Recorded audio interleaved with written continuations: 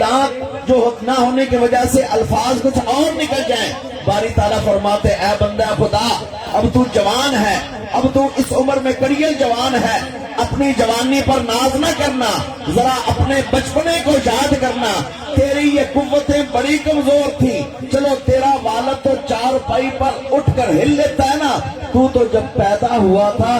تو سانس لیتا تھا یا رو لیتا تھا، سانس لینے اور رونے کے علاوہ تیسرا کوئی کام نہیں کرتا تھا، تیرے مائی باپ نے تجھے ہاتھوں پر اٹھایا ہے، تیرے مائی باپ نے تجھ سے پیار کیا ہے اور تجھے بستر کے اوپر لٹایا ہے، خود گیلے حصے کے اوپر لیٹ جاتے تھے، تجھے خشک اور وہ گرم حصے پر لٹاتے تھے، تیرے کپڑے پہنانے، تجھے دودھ پلانا، اے بندہ خدا اب جوانی میں ہے، بھول نہ جا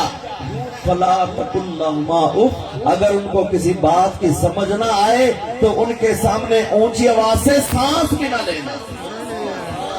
یہ میں نے سانس نہ لینا کہاں سے ترجمہ نکالا ہے؟ مولا علی مرتضی شیر خدا، آپ سے پوچھا گیا کہ فلا تقل لهما اف جو ہے کہ اپنے والدین کو اف نہ کہو، اس کا مطلب کیا ہے؟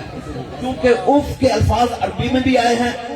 اور اردو والے نے بھی ترجمہ کیا اف نہ کہو، اف ہے کیا؟ مولا علی مرتضی شیر خدا نے فرمایا کہ تیرے مائی باپ تجھے کوئی بات سمجھائیں اور ان کے سامنے اپنے سانس کو تھوڑی دیر بند کر کے زور سے نکالنا، یہ بے ادبی ہے، یہ اف میں آ جاتا ہے۔ اب اندازہ لگائیے کہ مائی باپ کے سامنے مولا علی مرتضی فرماتے ہیں کہ اونچی آواز سے سانس بھی نہ نکالو، اور رب کا قرآن کہتا ہے ان کے سامنے اف نہ کہو، تو جن مائی باپ کے سامنے اونچی آواز سے سانس لینے کی اجازت نہیں، بھلا ان کے سامنے چیخ چیخ کر بولنے کی کیسے اجازت مل سکتی ہے؟ کیسے کلمات کے اندر سختی آ جاتی ہے؟ اور میں کہتا ہوں کہ پہلے سکول تھوڑے ہوتے تھے، 4 گاؤں کا ایک سکول ہوتا تھا، لیکن تربیت زیادہ ہوتی تھی۔ اب سکول زیادہ بن گئے، لیکن تعلیم زیادہ ہو گئی، تربیت کم ہو گئی۔ ایف اے پاس بچے، بی اے پاس بچے، ایم اے پاس بچے، تیری ایم ایس سی ایم اے کو کیا کرنا ہے جس نے تجھے والدین کا ادب و احترام ہی نہیں سکھایا، جس نے والدین کے حقوق کا تجھے علم نہیں دیا؟ تیرے اس ڈگریوں کو کیا کرنا ہے جس نے مائی باپ کی تجھے شان نہیں سکھلائی؟ اللہ پاک فرماتے ہیں فلا تقل لهما اف، اپنے مائی باپ کو کبھی اف نہ کہنا، اف نہ کہنا۔ دوسرا حکم ولا تنہرهما، ان کو جھڑکنا بھی نہ، یہ دوسرا حکم ہے، جھڑکنا نہ۔ جھڑکنا کب ہوتا ہے؟ بڑھاپے میں آ کر مائی باپ کو ایک چیز کی اگر سمجھ نہیں آ رہی تو کبھی ان کے سامنے جھڑکی والے انداز میں بات نہ کرنا، بلکہ جتنی بار پوچھیں اپنے مائی باپ کو اتنے بار پیار سے بتلا دینا۔ ایک دفعہ شیخ سعدی رحمت اللہ تعالی علیہ، اور یہ آپ نے واقعہ بیان فرمایا، لکھا ہے کہ ایک نوجوان اپنی والدہ کے پاس بیٹھا ہوا ہے اور والدہ نے بیٹے سے پوچھا کہ بیٹا دیوار پر کیا بیٹھا ہے؟ دیوار پر کوا بیٹھا ہوا تھا، ہر کوئی جانتا ہے کوا کہاں۔ تو آگے سے بیٹے نے جواب دیا کہ اماں جی کوا بیٹھا ہے۔ ماں تھوڑی دیر چپ ہو گئی، چپ ہو کر کہتی بیٹا دیوار پر کیا بیٹھا ہے؟ بیٹے نے پھر جواب دے دیا کوا بیٹھا ہے۔ پھر تیسری بار ماں نے سوال کیا بیٹا کیا بیٹھا ہے؟ جواب دے دیا۔ جب 4-5 بار ماں نے وقفے سے ایک ہی سوال کیا نا، بیٹا سختی میں آ کر چیخ چلا کر بولتا ہے ماں تجھے تو سمجھ ہی نہیں آتی۔ ماں کہتی بیٹا رک، اندر ایک بکس ہے یا الماری ہے، اس میں ایک لکھی ہوئی تحریر پڑی ہے، وہ اٹھا کر لا۔ وہ جب تحریر لائے گئے، لکھا تھا میرا یہ بچہ بچپنے کی اس عمر میں اس نے مجھ سے 17 بار 10 اور 7 17 بار دیوار کی طرف اشارہ کر کے پوچھا تھا امی یہ کیا بیٹھا ہے؟ میں نے جواب دیا کوا بیٹھا ہے۔ ماں کہتی بیٹا پڑھ لے، میں تو 17 بار جواب دے کر نہیں گھبرائی تھی، تو 7 بار بھی پورے نہیں کر سکتا۔ ولا تنہرہما، مائی باپ کو کبھی جھڑکنا نہ، وہ جس عمر کے حصے میں چلے جائیں جھڑکنا نہ۔ اور میں اکثر دوستوں کو کہتا ہوں کہ لوگ جس وقت جاتے ہیں نا یورپ کے کسی ملک میں، تو ادھر آ کر بڑی تعریفیں کرتے ہیں کہ وہاں صفائی بہت ہے، ستھرائی بہت ہے، وہاں چیزیں خالص ملتی ہیں۔ یہ ساری چیزیں انہوں نے لی ہیں قرآن سے، روشنی لی ہے، یہ جو روشنی ہے اسلام کی روشنی ہے۔ یہ الگ بات ہے کہ ان کے دلوں میں نور ایمان اترا کہ نہیں، لیکن انہوں نے ضابطے ہم سے لیے ہیں۔ لیکن میں کہتا ہوں کہ دین اسلام کا ایک خاصہ ہے کہ دین اسلام کہتا ہے کہ مائی باپ بوڑھے ہو جائیں تو ان کو دفتروں میں جا کر جمع نہیں کروا دینا، کیونکہ یورپی ملک کے اندر جب بی بی بوڑھی ہو جائے، مائی بوڑھی ہو جائے، والد بوڑھا ہو جائے، اولڈ ہاؤس بنے ہوئے ہیں، وہاں پر ان کے کھانے پینے کا، بستر کا، رہائش کا انتظام ہے، اخبارات دی جاتی، پڑھنے کے لیے ٹی وی لگے ہوئے، ہر سہولت دی جاتی ہے۔ یورپین ملک کہتے ہیں، یورپین سوچ کہتی ہے کہ مائی باپ بوڑھے ہو جائیں تو گھر سے نکال دو۔ اسلام کہتا ہے گھر میں ان کے پاؤں چوم لو، تمہارا رب بھی راضی ہو جائے گا، مدینے والا بھی راضی ہو جائے گا۔ دین اسلام کہتا ہے کہ مائی باپ کو گھر کا بوجھ نہ سمجھو، ان کو رب کی رحمت سمجھو، ان کو رب کا انعام سمجھو، خوش بختی سمجھو۔ بے شک وہ عمر کے کسی حصے میں چلے جائیں، کبھی ان سے گھبراؤ نہ۔ ولا تنہرہما، اللہ پاک فرماتے ہیں والدین کو کبھی جھڑکی نہ دینا۔ اور تیسری بات فرمائی وَقُلْ لَهُمَا قَوْلًا كَرِيمًا، اور ان کو بات کہو نرم انداز میں۔ یہ جو الفاظ ہے نا کریم ہم کہتے ہیں نا کریم، یہ انگریزی میں بھی استعمال ہوتا ہے کریم، اور اسی طرح اردو میں استعمال ہوتا ہے کریم، نرم چیز کو۔ اصل یہ لفظ عربی کا ہے وَقُلْ لَهُمَا قَوْلًا كَرِيمًا، ان سے بات ایسے کرو جتنا مکھن نرم ہوتا ہے اس سے بھی زیادہ بات کرو۔ تمہاری زبان پر والدین سے بات کرتے ہوئے سختی نہ آئے۔ اگر تمہیں ان کی کسی بات کی اس وقت سمجھ نہیں آ رہی تو کبھی جواب نہ دو، خاموشی سے آنکھیں جھکا کر سن لو، خاموش ہو جاؤ۔ ہو سکتا ہے وقت گزرنے کے بعد تمہیں پتا چل جائے گا کہ اس کے اندر حکمت اور فائدہ کیا ہے۔ اور آج کے زمانے میں میں اکثر کہتا ہوں کہ ہم میں دو چیزوں کی بہت کمی ہے، ایک نماز اور دوسرا والدین کی فرما برداری۔ اور یہ دونوں حکم رب تعالیٰ نے بار بار فرمائے ہیں، اور انہی کے اندر دنیا عقبہ کی کسی کے اندر بہتری ہے، بھلائی ہے کہ والدین کے حسن سلوک کے بارے میں اللہ پاک فرماتے ہیں وَقُلْ لَهُمَا قَوْلٌ كَرِيمًا۔ آگے فرمایا وَخْفِضْ لَهُمَا جَنَاحَ الذُّلِّ مِنَ الرَّحْمَةِ، کہ اپنے کندھوں کو مائی باپ کے سامنے عاجزی سے جھکا دیا۔ رب تعالیٰ فرماتے ہیں جب بیٹی ماں کے سامنے،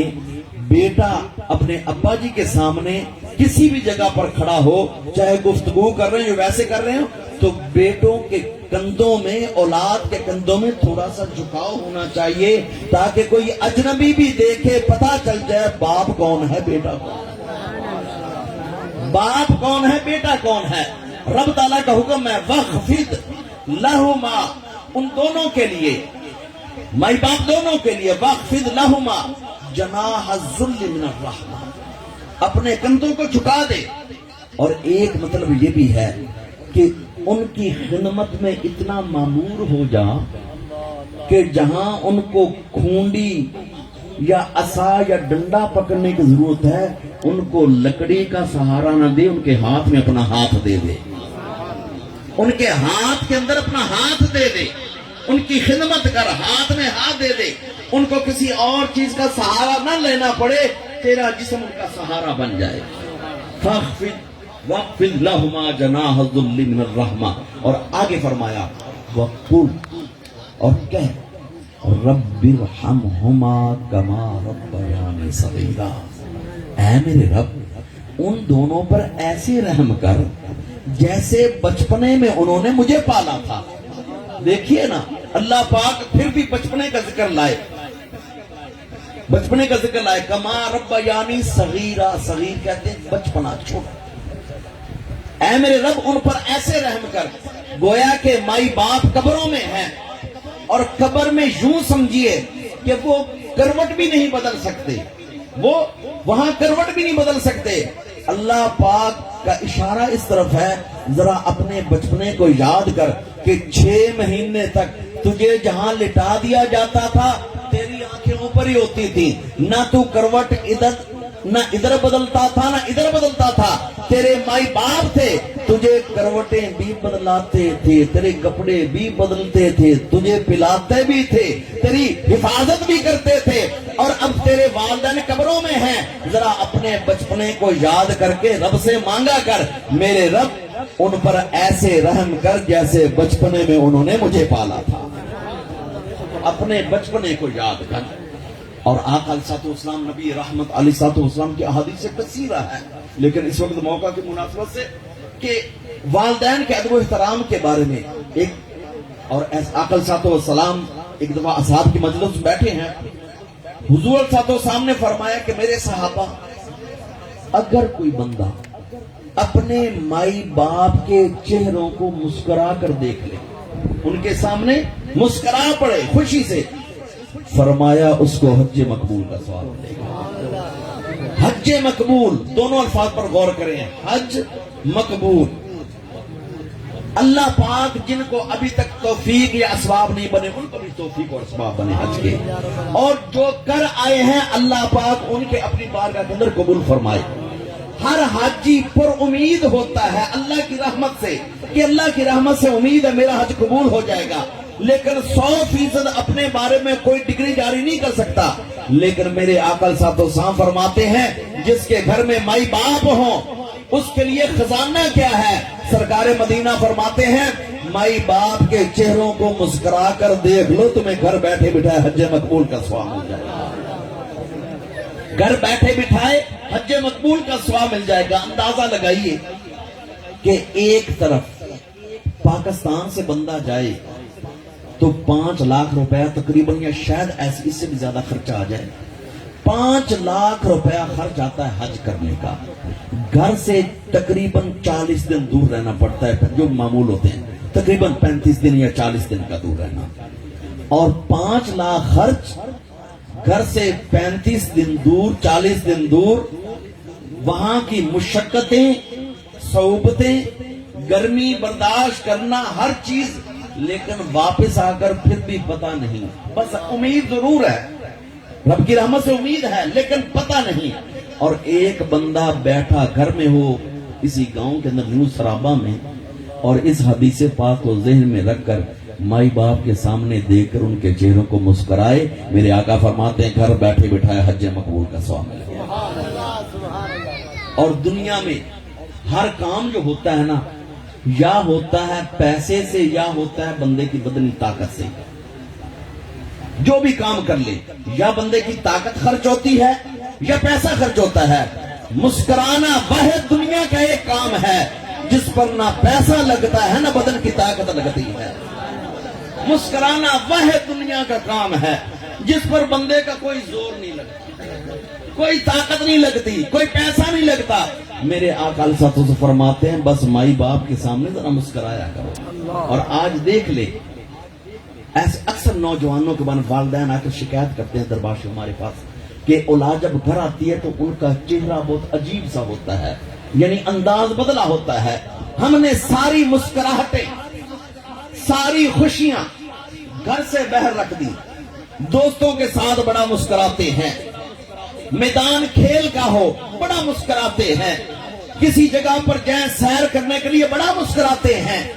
لیکن جب گھر میں آتے ہیں وہی مسکراتے چہرے پتہ نہیں کیوں خاموش ہو جاتے ہیں۔ حالانکہ تمہیں نہیں پتا کہ تمہاری مسکراہٹوں کے والدین کتنے منتظر ہوتے ہیں۔ تمہاری ایک مسکراہٹ، جوان اولاد کی مسکراہٹ بوڑھے والدین کے لیے ہو سکتا ہے وہ طاقت کا کام کر جائے، نیرو بیان انجیکشن بھی جسم کو وہ طاقت نہ دے سکے جو اولاد کی ایک جو مسکراہٹ طاقت دے جائے، کیونکہ والدین تو منتظر ہوتے ہیں اولاد کے چہروں کو۔ لوگ کتابیں پڑھتے ہیں، مائی باپ اولاد کے چہرے پڑھتے ہیں۔ جو والدین بن چکے ہیں ان کو بخوبی اندازہ ہوگا کہ لوگ کتابیں پڑھتے ہیں، مائی باپ اولاد کے چہرے پڑھتے ہیں، وہ اولاد کے چہروں سے دیکھ کر اندازہ ان کو جو ہو جاتا ہے کہ آج بیٹا پریشان ہے، آج بیٹا خوش ہے، پتہ نہیں وہاں گیا تھا کاروبار کا کیا بنا، جاب کا کیا بنا۔ والدین اولاد کے چہرے پڑھتے ہیں، تو میرے آقا نے فرمایا اپنے والدین کے سامنے مسکرایا کرو۔ جب آقا صاحب تو سامنے فرمایا نا مائی باپ کے سامنے مسکرانے سے حج مقبول کا ثواب ملتا ہے، حضور صاحب کے صحابی کھڑے ہوتے ہیں، اٹھ کر عرض کرتے ہیں یا رسول اللہ صلی اللہ علیہ وسلم اگر کوئی بندہ 2 بار دیکھ کر مسکرا لے، 2 بار دیکھیے نا، مسکرانے میں دیر تو ہے نہیں، سیکنڈ کا بھی کچھ حصہ لگتا ہے۔ میرے آقا صاحب نے فرمایا اس کو 2 حج مقبول کا ثواب ملے گا، 2 حج مقبول کا ثواب۔ اندازہ لگائیے دنیا کا امیر ترین انسان سال میں 2 حج نہیں کر سکتا، سعودی عربیہ کا بادشاہ بھی سال میں 2 حج نہیں کر سکتا۔ کیوں؟ اس لیے کہ حج کی شرطیں ہیں، حج کی شرطیں انگریزی سال کے اعتبار سے نہیں، چاند کے اعتبار سے۔ ذوالحجہ کا مہینہ ہو جو انشاءاللہ تعالی اگلے سے اگلا آنے والا، ذوالحجہ کا مہینہ ہو، 9 تاریخ ہو، میدان عرفات مکہ کے قریب میدان عرفات ہو، حالت احرام 2 انسلی چادریں، اور چوتھی شرط ظہر سے لے کر غروب آفتاب تک میدان عرفات میں موجود ہو، وہ بندہ حاجی کہلائے گا۔ اب یہ 5 شرطیں سال میں ایک باری، اگر ایک پوری کرو گے دوسری رہ جائے گی، دوسری کرو گے تیسری رہ جائے گی، یہ 5 شرطیں سال میں ایک بار ہوتی ہیں۔ تو دنیا کا امیر ترین تو سال میں 2 حج نہیں کر سکتا، لیکن چک والوں سرابے والوں خوش قسمت ہے وہ جس کے گھر میں مائی باپ ہیں یا ان میں سے ایک ہیں۔ میرے آقا فرماتے ہیں ذرا ان کے چہروں کو دیکھ کر مسکرایا کرو، تمہیں گھر بیٹھے بٹھائے 2 حج مقبول کا ثواب مل جائے گا، 2 حج مقبول کا ثواب مل جائے گا۔ جب اور اس کے عقل صاحب سامنے فرمایا نا 2 حج مقبول کا ثواب، کیونکہ حضور کے اصحاب تو عقل صاحب السلام کے اور زیادہ چاہنے والے تھے۔ انہوں نے عرض کیا یا رسول اللہ صلی اللہ علیہ وسلم اگر کوئی بندہ 3 بار دیکھ کر مسکرا لے، 3 بار، حضور صاحب السلام نے فرمایا 3 حج مقبول کا ثواب، 3 حج مقبول کا ثواب۔ جب یہ بھی اعلان ہو گیا ایک اور صحابی کھڑے ہو گئے کچھ اور اس اضافے کے لیے، حضور صاحب السلام نے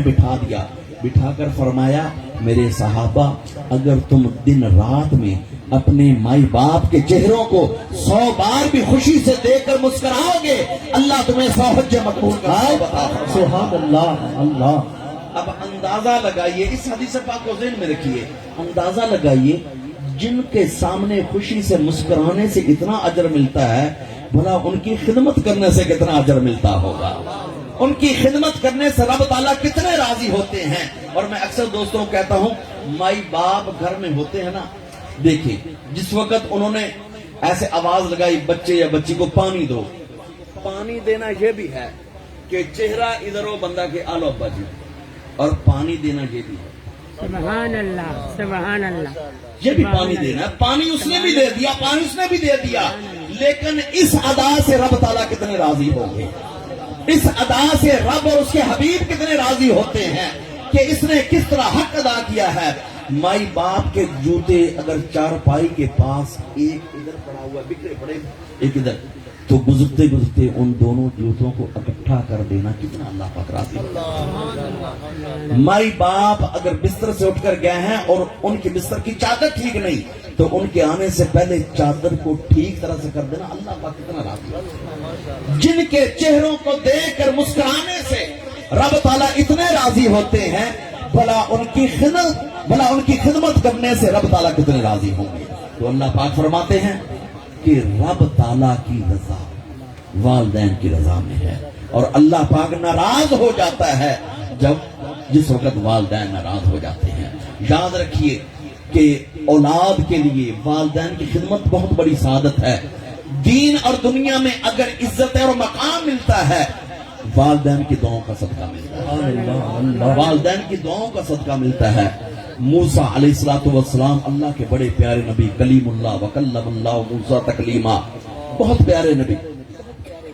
جس وقت آپ کی والدہ ماجدہ کا انتقال ہو گیا نا حضرت موسیٰ کی والدہ ماجدہ کا، تو حضرت موسیٰ نے پھر ارادہ کیا کہ جیسے رب سے پہلے باتیں کرتے تھے آج کوہ طور پر جا کر پھر رب سے باتیں کریں، کلام کریں، کیونکہ رب کے ساتھ کلام کرنے کی مٹھاس ہی ہو۔ آج پھر کلام کریں۔ جب حضرت موسیٰ علیہ السلام نے گھر سے قدم نکالے آواز آئی اے موسیٰ علیہ السلام آج کلام ذرا سنبھل کر سبحان اللہ موسیٰ علیہ السلام حیرت میں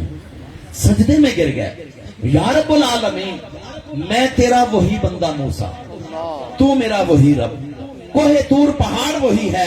نہ پہاڑ بدلا نہ رب بدلا نہ بندہ بدلا آج یہ خاص حکم کیوں آ گیا فرمایا اے موسیٰ علیہ السلام آپ کو پتا ہے کہ آپ کی والدہ ماجدہ حیات تھی جب آپ گھر سے قدم بہن نکالتے تھے تو ماں اپنا دامن پھیلا کر اے موسیٰ تیری عافیت کا سوال کیا کرتی تھی اب تیرے پیچھے دعا کرنے والا کوئی نہیں رہا اے موسیٰ کلام ذرا سنبھل کر کرنا نہ جانے دعاؤں میں کون یاد رکھتا ہے شاعر کہتا ہے نہ جانے دعاؤں میں کون یاد رکھتا ہے میں ڈوبتا ہوں سمندر اچھال دیتا ہے شاعر کہتا ہے مجھے تو پتا نہیں چلتا کہ میرے پیچھے دعا کرنے والا کون ہے میں تو سمندر میں چھلانگ لگاتا ہوں ڈوبوں لیکن لہریں نکال کر کنارے کے اوپر جو مجھے پھینک دیتی ہے نا میرے پیچھے کسی کی دعاؤں کا اثر موجود ہے نہ جانے دعاؤں میں کون یاد رکھتا ہے میں ڈوبتا ہوں سمندر اچھال دیتا ہے بندے کو پتا نہیں ہوتا بندہ کہتا ہے کہ ایسے تو میں فلاں جگہ پر گیا میرا کام بڑی جلدی ہو گیا فلاں دفتر کے اندر گیا میرا کام بڑی جلدی ہو گیا تجھے نہیں پتا تیرے پیچھے کون دعا کر رہا ہے ماں باپ دعاؤں میں کبھی دکھلاوا نہیں کرتے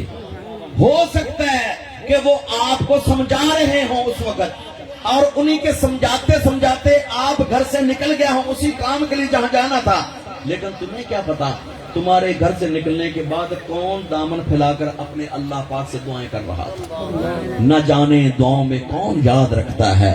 میں ڈوبتا ہوں سمندر اچھال دیتا ہے حضرت عبداللہ بن عمر رضی اللہ تعالی عنہما حرم کعبہ میں بیٹھے ہوئے تھے تو آپ کے پاس ایک اعرابی آیا ایک بدو آیا دور کا دیہاتی آیا عرب کا آ کر سوال کرتا ہے کہ اے عبداللہ ابن عمر میرے ساتھ میری والدہ ماجدہ بھی آئی ہیں حج کرنے کے لیے تو اگر میں اپنی والدہ ماجدہ کو اپنے کندھوں پر بٹھا کر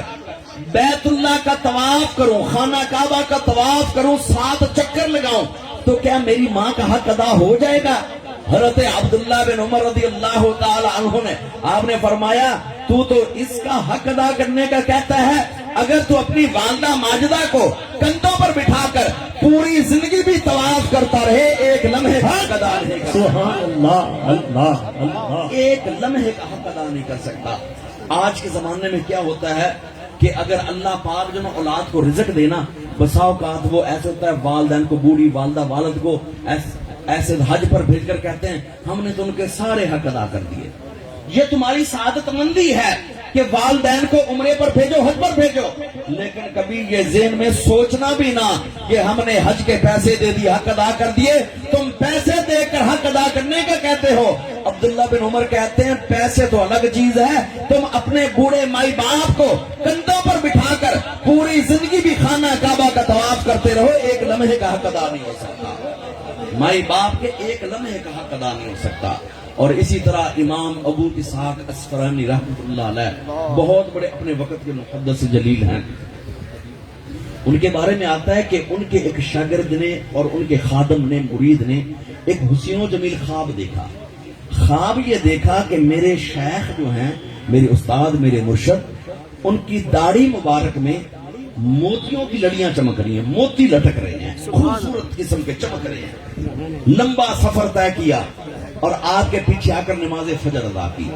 فجر ادا کرنے کے بعد کہتا ہے حضور میں نے رات خواب دیکھا ہے مجھے اس کی تعبیر پوچھنی ہے تو اس نے کہا حضور میں نے خواب یہ دیکھا ہے کہ جناب آپ کی امام ابو اسحاق کے بارے میں کہتا ہے کہ آپ کی داڑھی مبارک میں موتیوں کی لڑیاں چمک رہی تھی میں نے خواب یہ دیکھا ہے آپ نے فرمایا تو نے سچ دیکھا ہے تو نے سچ دیکھا ہے اس نے عرض کی حضور یہ تو ہو گیا لیکن اس کا مطلب کیا اشارہ کیا تعبیر کیا فرمایا اگر تعبیر پوچھتے ہو تو تعبیر یہ ہے کہ جو شام گزر گئی ہے میری والدہ ماجدہ بیٹھی ہوئی تھی اور میں نے اپنی والدہ ماجدہ کے قدموں کو پیار سے بوسہ دیا تھا چوما تھا میری ماں کے قدموں کے ساتھ جو مٹی کے ذرے لگے تھے وہ میرے رخسار اور میری داڑھی کے بالوں پر لگ گئے تھے، اللہ پاک نے راتوں رات یہ دکھا دیا کہ ماں باپ کے قدموں کی مٹی دھول دھول نہیں ہوتی، بلکہ جنت کے موتیوں کا نور ہوا کرتا ہے۔ تو اس لیے مائی باپ کا ادب و احترام بہت ضروری ہے۔ مائی باپ عمر کے کسی حصے میں چلے جائیں، کبھی ان سے بندہ اپنے آپ کو دور کنارہ کشی نہ کرے، ان کی خدمت کو اپنے لیے سعادت سمجھے، ان کے ادب و احترام کو سعادت سمجھے۔ اور جن کے مائی باپ، کیونکہ یہ جہان ہے کہ جو آیا اس نے جانا ہے، کل نفس ذائقۃ الموت، ہر ایک نے موت کا ذائقہ چکھنا ہے۔ جن کے مائی باپ دنیا سے چلے جائیں، وہ بھی ان کو کبھی نہ بھلائیں، کبھی نہ بھلائیں، ان کے بھی حق ہوتے ہیں۔ کیسے؟ ایک حق یہ ہے کہ اپنے مائی باپ کو اپنی دعاؤں میں ہمیشہ یاد رکھیں۔ دعا اجتماعی ہو، انفرادی، آج کا موقع اجتماعی دعا کا موقع ہے، انفرادی یہ ایسے نمازوں کے بعد، صبح و شام، یا گھر بستر پر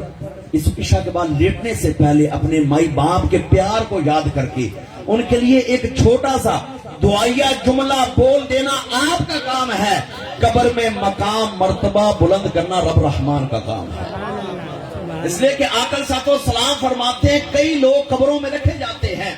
ان کی بخشش تو ہو جاتی ہے، لیکن جو ایک مقام مومن کا ہونا چاہیے وہ مقام نہیں ملتا ان کو شروع میں، اس لیے کہ پاس میں فرق ہے۔ ایک ہے نا فیل، وہ تو فیل ہے، ایک ہے پاس۔ جس کے 40 نمبر وہ بھی پاس، جس کے 80 نمبر وہ بھی پاس، جس کے 90 نمبر وہ بھی پاس، جس کے 100 سے ایک کم نمبر وہ بھی پاس۔ پاس میں فرق ہے نا۔ تو اسی طرح کئی لوگ ہوتے ہیں، بخشش تو ہو جاتی ہے، لیکن جو ایک مومن کو مقام ملنا چاہیے وہ مقام ابتدا میں نہیں ملتا۔ میرے آقا علیہ الصلوۃ والسلام فرماتے ہیں کہ قبر کے اندر جب ان کا مقام بلند ہو جاتا ہے، دوسرے سوال کرتے ہیں، اے قبر میں آنے والے، اس جہان میں عالم برزخ میں جب تو آیا تھا تیرا یہ مقام نہیں تھا، تو نے کون سا عمل کیا ہے کہ تیرا مقام بلند ہو گیا ہے؟ وہ جواب دے گا میں نے یہاں کوئی عمل نہیں کیا، میرے وارثوں نے دعا کے تحفے بھیجے تھے، اللہ پاک نے میرا حاجہ بلند۔ سبحان اللہ، سبحان تو اللہ۔ اپنے مائی باپ کو اپنی اجتماعی اور انفرادی دعا کے اندر ہمیشہ یاد رکھنا چاہیے، کبھی ان کو بھلایا نہ جائے۔ چھوٹے چھوٹے دعائیہ جملے یاد کر لیں، عربی کے اندر یا اردو یا پنجابی میں، مالک جانتا ہے ہر بات کو، کہ چھوٹے چھوٹے دعائیہ جملے مائی باپ کی بخشش کے لیے، مغفرت کے لیے ہمیشہ بولتے رہا کریں۔ اور اگلا دوسرا کام کہ مائی باپ کی جا کر ایسے قبروں کی زیارت بھی کیا کریں۔ لوگ عام طور پر 1 سال بعد محرم میں جاتے ہیں، 1 سال بعد، پورا سال گزار کے۔ جس قبرستان میں والدین ہوں کوشش کیا کریں جمعۃ المبارک کے دن جایا کریں، مائی باپ کی قبروں پر جا کر السلام بھی کہا کریں۔ وہاں پر جو آیات ربانی، ذکر و اذکار آپ کریں گے، اس وجہ سے اللہ پاک ان کے درجے بھی بلند فرمائے گا اور پورے قبرستان والوں پر رحم فرمائے گا۔ تو اگلا تیسرا کام، مائی باپ کے لیے اللہ پاک نے جتنی ہمت و استطاعت دی ہو، نیت کر کے کسی کو پلا دینا، کھلا دینا، پہنا دینا، یا کسی حاجت مند کی حاجت پوری کر دینا، جو بھی نیت کر کے یہ کام کرے گا اس کا اجر و ثواب والدین قبروں میں ملے گا۔ اور اس کے بارے میں حدیث پاک صحیح مسلم کی ہے کہ آقا صاحب السلام کے پاس صحابی آئے، حضرت سعد رضی اللہ تعالیٰ عنہ، اور انہوں نے آ کر عرض کیا یا رسول اللہ صلی اللہ علیہ وسلم، والدہ ماجدہ کا انتقال ہو گیا ہے، مجھے کوئی ایسا حکم فرمائے کہ جو میں کام کروں تو میری ماں کو قبر میں فائدہ ہو۔ کیونکہ ہوتا تو یہ ہے نا کہ دنیا میں جو اچھے عمل کرنے تھے کر لیے، اب آگے کیا ہے؟ تو انہوں نے عرض کی، تو آقا صاحب تو سامنے فرمایا کہ اے سعد، فلاں جگہ پر مدینہ طیبہ میں پانی کی ذرا کمی ہے، وہاں پانی والا کنواں کھدوا دے، اس کنویں سے جو بھی پانی پیے گا ثواب تیری والدہ کو ملتا رہے۔ تو حضرت سعد رضی اللہ تعالی، حدیث پاک صحیح مسلم میں آتا ہے، سعد رضی اللہ تعالیٰ انہوں نے کنواں کھدوا دیا، اور لوگوں نے کنویں کا نام رکھ دیا بیر لأم سعد، سعد کی ماں کا کنواں، حاضی بیر لأم سعد، کہ سعد کی ماں کا کنواں۔ تو اس لیے پتا چلا کہ نیت کر کے کسی جگہ پانی کا انتظام کر دینا، ایک گلاس سے لے کر موٹر پمپ تک جو بھی خیر کا کام، کسی جگہ پر درخت لگا دینا اس نیت سے کہ اس کا ثواب جو بھی ہو، اس کا ثواب میرے والدین کو جائے، تو ان ساری نیکیوں کا اجر و ثواب والدین کو جانا ہے۔ اور اسی طرح آقا صلی اللہ علیہ وسلم کے پاس صحابی آئے اور ان کی مٹھی کے اندر کھجوریں تھی، ایک مٹھی کے اندر کتنے دانے آ سکتے ہیں؟ 8-9 تقریباً۔ تو انہوں نے عرض کی، یا رسول اللہ صلی اللہ علیہ وسلم، اگر میں یہ کھجوریں تقسیم کروں تو کیا میری فوت شدہ والدہ کو فائدہ ملے گا؟ حضور نے فرمایا یقیناً فائدہ ملے گا، یقیناً فائدہ ملے گا۔ خوشی میں آ کر اعلان کیا، اعلان کرتے ہیں، یا رسول اللہ صلی اللہ علیہ وسلم، میں اعلان کرتا ہوں کہ میرا وہاں باغ ہے کھجوروں کا، اس سال کا سارا پھل اپنی والدہ کے نام پر تقسیم کرتا ہوں۔ پتا چلا کہ نیت کر کے والدین کی کسی کو پلا دینا، کھلا دینا، پہنا دینا، یا کسی حاجت مند کی حاجت پوری کر دینا، یا کار خیر کا کوئی کام کر دینا، مسجد کا پنکھا لگوا دینا، مسجد میں ایک اینٹ کی خدمت کر دینا، کسی ادارے مسجد کے اندر خدمت کر دینا، جب تک وہ مسجد کی عمارت قائم رہے گی، جب تک نمازیوں کے اوپر پنکھا چلتا رہے گا، اجر و ثواب والدین کو ملتا رہے گا۔ تو اس لیے والدین جب حیات ہیں تو ان کا ادب و احترام، ان کی خدمت، ان کے ساتھ جو حسن سلوک، اور جب والدین دنیا سے رخصت ہو جائیں تو پھر ان کے لیے دعا، اجتماعی اور انفرادی دونوں طرح، اور ان کے لیے ایصال ثواب اور ان کی قبروں کی زیارت کیا کریں۔ اللہ پاک سے دعا ہے کہ اللہ پاک عمل کی توفیق عطا فرمائے، اور اللہ پاک ان کا انتظام کو، اللہ پاک ان کا انتظام اپنی بارگاہ میں قبول فرمائے، اپنی غلاموں میں سب کی بخشش فرمائے۔ وآخر دعوانا